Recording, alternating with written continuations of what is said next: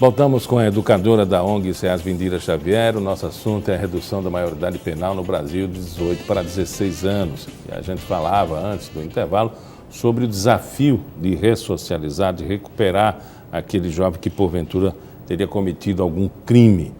O Brasil faliu, essa ressocialização está falida? Olhe, assim, infelizmente é a constatação que a gente tem, mas eu acho que essa falência, ela não é só, como eu tinha falado anteriormente, por exemplo, com relação aos adolescentes em medida socioeducativa, os reeducandos em medida socioeducativa.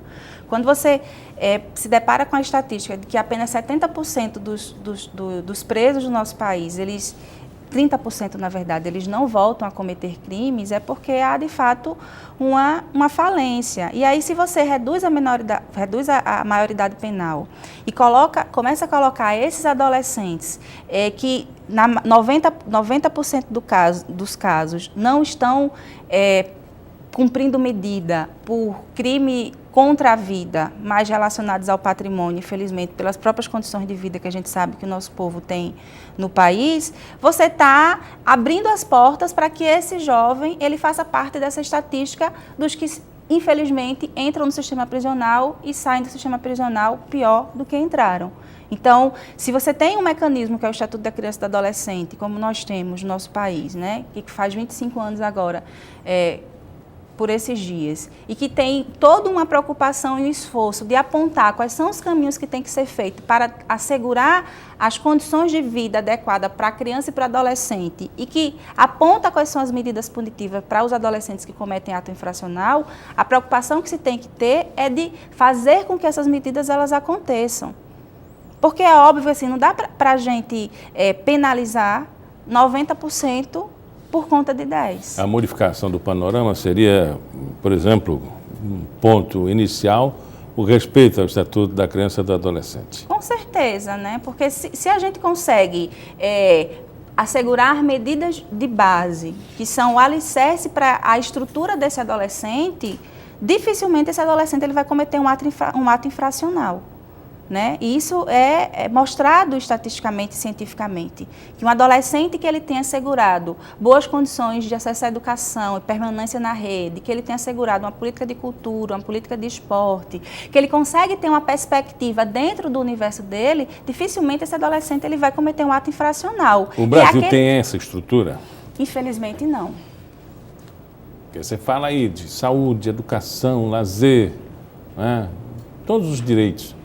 O Brasil não oferece isso. Na verdade, assim, não oferece dentro daquilo que se propõe a oferecer, né? Verdade seja dita, porque em termos de legislação, o Brasil tem legislações que são referências para o mundo com relação à garantia dos direitos, mas na hora de funcionar, infelizmente, a gestão acaba fazendo com que esse processo não funcione. Mas o fato da gestão não funcionar, que é isso que eu estava falando no início, não significa dizer que você tem que punir esses adolescentes que acabam cometendo atos infracionais. Na verdade, o esforço que tem que ser feito pelo Estado é para corrigir essas demandas, né, essas necessidades para poder fazer com que o adolescente ele não chegue a cometer um ato infracional. E para isso há política.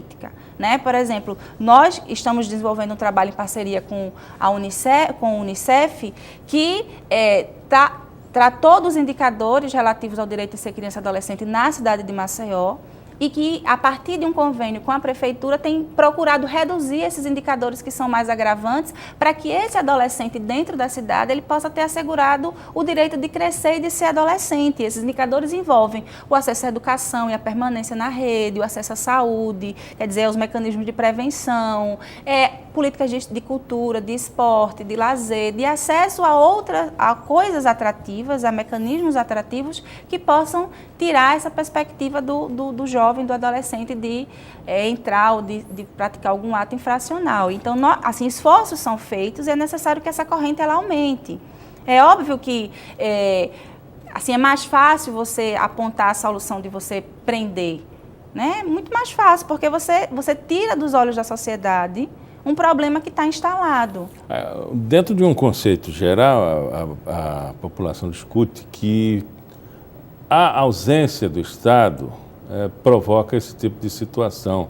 Por exemplo, em algumas localidades, o traficante, o criminoso, ele tem o domínio social daquela comunidade e aí as crianças são mais vulneráveis. Exatamente. Como o Estado agir nessa situação? A ocupação no Rio de Janeiro, algumas deram certo, outras não. Olhe, assim, as medidas repressivas dentro dessas comunidades, elas não soam bem aos olhos da comunidade. Porque quando a gente fala de indicadores relacionados à violência, percebe-se que nas comunidades periféricas, nas comunidades tidas como periféricas, quando você concentra o maior contingente da população empobrecida das cidades, é a população que já é mais afetada e sofre. Então, se o Estado ele intervém nessa comunidade de forma repressiva, sem que haja um trabalho de... Como é que eu posso utilizar a expressão? Sem que haja um trabalho social efetivo de ouvir, de escuta da comunidade, é difícil dar certo, né? E aí, na ausência do Estado, o crime ocupa, né? A gente aprende que em política não existe espaço vazio e na sociedade também não existe espaço vazio. Os espaços eles sempre vão ser ocupados. Então, se há essa ausência, consequentemente alguém vai ocupar. Mas, por exemplo, se você reduz de 18 para 16, significa dizer que esses criminosos eles vão se usar de crianças e vai ser uma bola de neve que você não vai conseguir sanar, né, o problema. Então, você vai empurrar cada vez mais pessoas mais jovens a entrar no mundo do crime, porque se você reduz para 16, então aquele jovem que está na faixa de 16, ele já não vai mais ser atraído, aliciado, porque ele vai poder ser punido. Então, eu vou passar a recrutar jovens mais jovens. E a maioridade penal vai ser cada dia mais reduzida. Exatamente. Dira, muito obrigado pela entrevista. Hein? Obrigada, a gente que agradece. O programa Pauta Especial fica por aqui. Nós voltamos amanhã às 11h30, com reprise às 7 horas da noite. Até lá.